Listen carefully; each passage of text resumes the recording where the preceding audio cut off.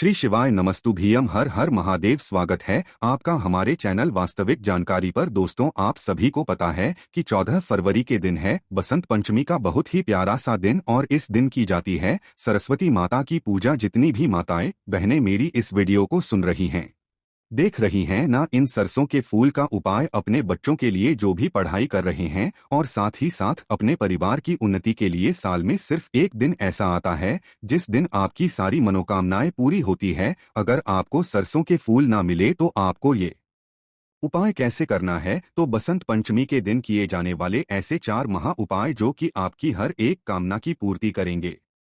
आज की इस वीडियो में हम बात करने वाले हैं पूज्य गुरु जी की कथा से सुनकर के और समझकर के सभी उपायों को बड़ी ही विस्तार से बताऊंगा। परंतु उससे पहले आप सबसे एक छोटी सी प्रार्थना की, जो लोग पहली बार आए हैं चैनल को सब्सक्राइब जरूर कीजिएगा और वीडियो को लाइक करके देव आदि देव महादेव जी का कोई सा भी प्यारा नाम कमेंट बॉक्स में लिखना मत भूलिएगा। इस पूरे वीडियो में हम 4 महाउपायों के बारे में बात करेंगे जो कि आपके बच्चों को होशियार बनाएगा। उनकी अगर वो पढ़ाई लिखाई में कमजोर हैं ना, तो उनके लिए होगा। दूसरा, आपकी बीमारी से संबंधित होगा। तीसरा, अगर आपके कोई कार्य बनते बनते अटक जाते हैं, कार्य पूरे होते ही नहीं हैं। अगर आप ठेकेदार हैं और आप कुछ कार्य को चाहते हैं तो वो कार्य आपको ही मिले, उसका अद्भुत उपाय होगा। साथ ही साथ अपनी मनोकामना पूर्ति का उपाय जो सिर्फ बसंत पंचमी के दिन किया। ध्यान से सुनते चले जाना, समझने की कोशिश करना। सबसे पहले बात करते हैं पहले वाले उपाय की, लेकिन उससे पहले पूज्य गुरुजी ने बताया था कि बसंत पंचमी का जो दिन होता है, साल में सिर्फ एक ऐसा दिन होता है जिस दिन सरस्वती माता की पूजा पूरी विधिवत पूर्वक होती है। देखिए, इसी दिन अगर आपके घर में कोई छोटा बच्चा है, जैसे कि 1 साल का, 2 साल का, 2.5 साल का, जिसको अभी तक आपने स्कूल नहीं भेजा है, तो बसंत पंचमी के दिन उसकी स्लेट की पूजा कराई जाती है, उससे पहली बार लिखवाया जाता है। ये इतना शुभ माना जाता है कि जिस दिन से वो यहाँ पर इस तरीके से लिखना स्टार्ट करता है, उसका स्लेट पूजन होता है ना। उस बच्चे का दिमाग हमेशा होशियार रहता है, पढ़ाई लिखाई में हमेशा अव्वल रहता है। साथ ही साथ ये दिन पूरा का पूरा सरस्वती माता को समर्पित है, और सरस्वती माता का एक नाम और है जो कि है शारदा नाम। और ये जितने भी होशियार बच्चे हैं, पढ़ाई लिखाई से संबंधित बच्चे हैं, जो कंपटीशन की तैयारी कर रहे हैं, सभी के लिए शारदा नाम का बहुत बड़ा महत्व। इसके नाम को लेने से आपके कंठ और मस्तक में हमेशा विद्या और साथ ही साथ बुद्धि का आगमन होता है। और उपाय को शुरुआत करने से पहले आप सबसे छोटा सा क्वेश्चन मैं जरूर करना चाहूंगा। अगर आपने पूज्य गुरु जी की कथा सुनी है तो कि माता सरस्वती को शारदा नाम किसने दिया था? जिसको भी याद है, ये 4 ऑप्शंस है, इसमें से कौन सा ऑप्शन सही है? कमेंट बॉक्स में हमें जरूर बताइएगा। ठीक है, अब बात करते हैं पहले वाले उपाय की।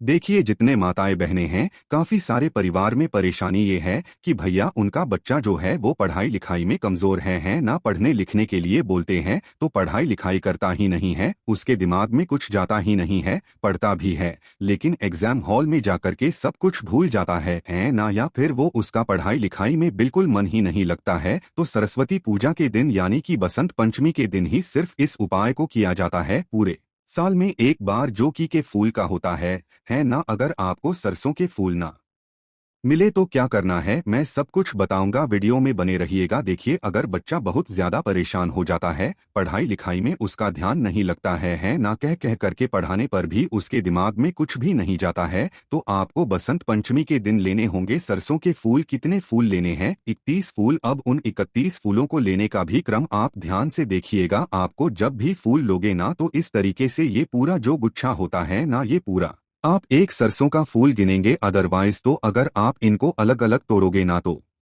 पत्तियां तक खिर जाती है।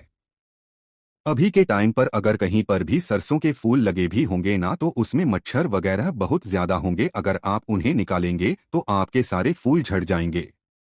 तो आप गुच्छे के तौर पर आप ले सकते हैं, और आपको 31 लेने होंगे अपने बच्चे के लिए। और 1 लोटा शुद्ध जल अपने घर का, 31 सरसों के फूल 1 लोटा शुद्ध जल अपने घर का लेना, और अपने बच्चे को लेकर के साथ में जाना। जिसके लिए आप कर रहे हो ना, अपने बच्चे को साथ में लेकर के जाना महादेव जी के मंदिर शिवलिंग के पास किसी भी समय चले जाना। बसंत पंचमी के दिन उत्तर दिशा नॉर्थ डायरेक्शन की तरफ मुंह करके खड़े हो जाना। जैसे ही आप इधर की तरफ में खड़े हो गए ना, सबसे पहले आपको अपने बच्चे के हाथ से 1 लोटा शुद्ध जल देव आदि देव महादेव जी के शिवलिंग पर आपको समर्पित कराना है का स्मरण करते हुए और एक एक करके उन सभी के सभी फूलों को महादेव जी की पर उन्हीं के हाथ से आपको समर्पित करवाना है। ऐसा नहीं है आप समर्पित करेंगे, नहीं, बच्चे को खुद को समर्पित करना है। 31 फूल एक एक करके एक साथ नहीं करना है। बाबा से विनती करके बच्चे का नाम और गोत्र आप बोल देना और उनसे विनती करना कि ये पढ़ाई लिखाई में अव्वल आए। इसकी जो भी कमजोर है इसे थोड़ा सा बुद्धिमान बनाएं।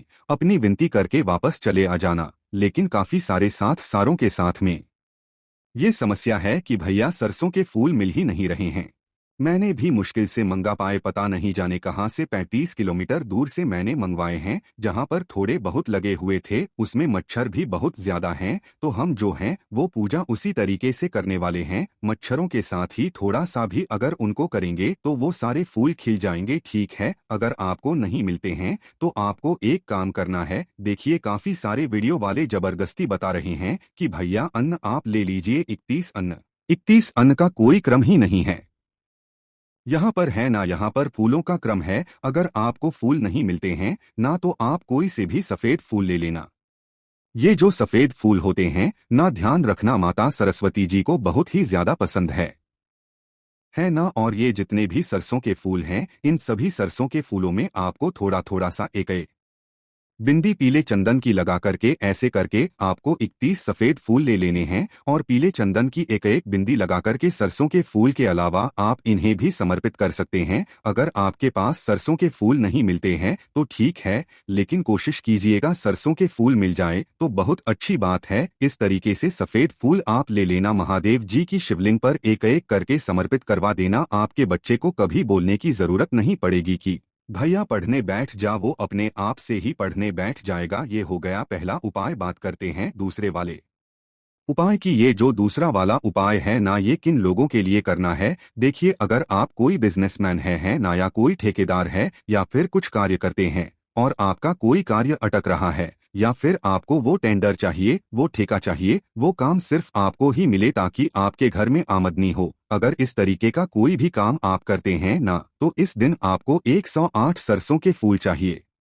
कितने? 108 सरसों के फूल। इसके लिए वहां पर 31 थे, यहाँ पर 108 सरसों के फूल चाहिए। अगर सरसों के फूल नहीं मिलते हैं तो 108 सफेद फूल लेना, थोड़ा सा पीला चंदन ले लेना, एक लोटा शुद्ध जल अपने घर का ले लेना है, एकदम ताजा जल, और इसे लेकर के पहुंच जाना देव आदि देव महादेव जी के मंदिर शिवलिंग के पास में। उत्तर दिशा की तरफ मुंह करके खड़े हो जाना, अपना नाम और गोत्र बोल करके एक लोटा शुद्ध जल देव आदि देव महादेव जी के शिवलिंग पर समर्पित कर देना। अवधूतेश्वर महादेव जी के नाम से नाम याद रखिएगा। यहाँ पर ये जो उपाय किया जाएगा अवधूतेश्वर महादेव जी के नाम से समर्पित करना और अवधूतेश्वर महादेव जी का स्मरण करते हुए उन सभी 108 फूलों को आपको शिवलिंग पर समर्पित करते चले जाना है, अपनी कामना मन में कहते हुए कि वो ठेका मुझे ही मिले या वो व्यापार मुझे मिले, मेरा वो कार्य हो जाए। अपनी कार्य सिद्धि के लिए ये काम करना है। साथ ही साथ पूज्य गुरुजी ने बताया था कि बसंत पंचमी के दिन ही है ना जो सरसों के फूल का उपाय होता है ना वो रोग मुक्ति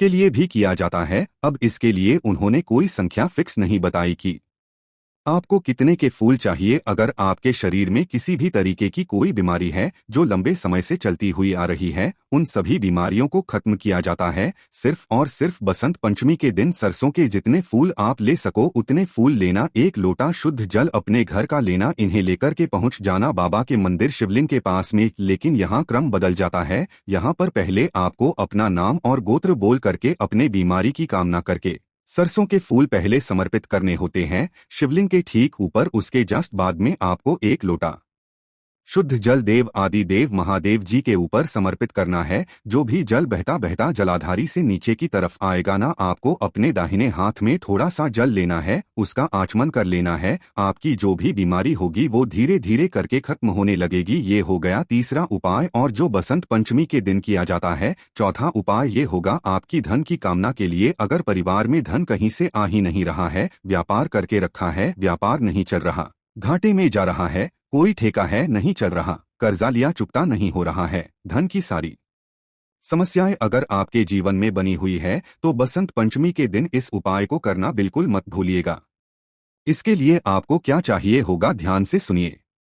मात्र एक पीपल का पत्ता आपको लेना है, खंडित कहीं से भी नहीं होना चाहिए। एक पीपल का पत्ता लेना और अलग से एक कटोरी में या स्टील के ग्लास में गौ माता का कच्चा दूध लेना। गौ माता कच्चा दूध जिसे एक भी बार गर्म नहीं किया गया होता है, इस तरीके का दूध ले लेना। थोड़ा सा आपको लेना होगा शहद, ज्यादा नहीं, एक चुटकी शहद चाहिए, आधे चम्मच के बराबर का। और एक दीपक आपको तैयार करना होगा। लंबी बाती का किसका? लंबी बाती का दीपक आप तैयार करोगे गौ माता के घी का। ये चीज ध्यान रखना। और इन सभी को लेकर के बसंत पंचमी के दिन है ना, सुबह या शाम कभी भी पहुंच जाना पीपल के पेड़ के पास। यहाँ पहुंचूंगी। आपको सबसे पहले क्या करना है कि जो भी पूजा अर्चना करनी है वो आप कर लेना। यहाँ पर जो आप तिलक वगैरह जल चढ़ाते हो चढ़ा देना, कोई दिक्कत नहीं है। अब आपने जो एक पीपल का पत्ता दिया है ना, इसी पीपल के पत्ते पर आपको अपनी कामना कहते हुए शहद की 7 बिंदियां इस तरीके से इस क्रम में लगानी है। बिल्कुल बीच में 4 5 6 7 इस तरीके से लगा दोगे। और 7 बिंदियां लगाने के पश्चात आपने जो एक दीपक लिया है उस दीपक को आपको इसी पीपल के पत्ते के ऊपर रखना है। और इसको आपको दोनों हाथों में लेकर के अपनी कामना कह करके पीपल के पेड़ के नीचे जड़ों के पास में आपको इस पत्ते को समर्पित कर देना है। ध्यान रखना जो दीपक आपने लिया है ना, उस दीपक की जो बत्ती होगी वो पेड़ की तरफ होनी चाहिए। इस तरीके से समर्पित कर देना। और समर्पित कर देने के पश्चात आपको अपनी कामना कह करके जो थोड़ा सा दूध आपने लिया है ना, उस दूध को के पेड़ की जड़ों में आपको सींच देना है। ये चीज ध्यान रखना, पीपल के पेड़ के नीचे माता लक्ष्मी जी का वास होता है। और बसंत पंचमी के दिन जो भी व्यक्ति इसका उपाय कर लेता है ना, उसके घर में कभी भी धन संपदा की कमी नहीं होती महाराज। उस घर में कभी भी कर्जा नहीं बढ़ सकता। पूज्य गुरु जी के ये सभी उपाय बहुत ही ज्यादा खास और विशेष से जरूर कीजिएगा। बाकी दोस्तों, इस उपाय को लेकर आपको कोई भी दिक्कत समस्या या परेशानी आती है तो उसे आप हमसे कमेंट करके पूछ सकते हैं। साथ ही हमारे वेबसाइट वास्तविक जानकारी .blogspot.com पर जाकर भी आप लोग ये वाले उपाय को अच्छे से पढ़ सकते हो और वहां से भी जो है इस उपाय की जानकारी ले सकते हो। श्री शिवाय नमस्तु भीयम, हर हर महादेव।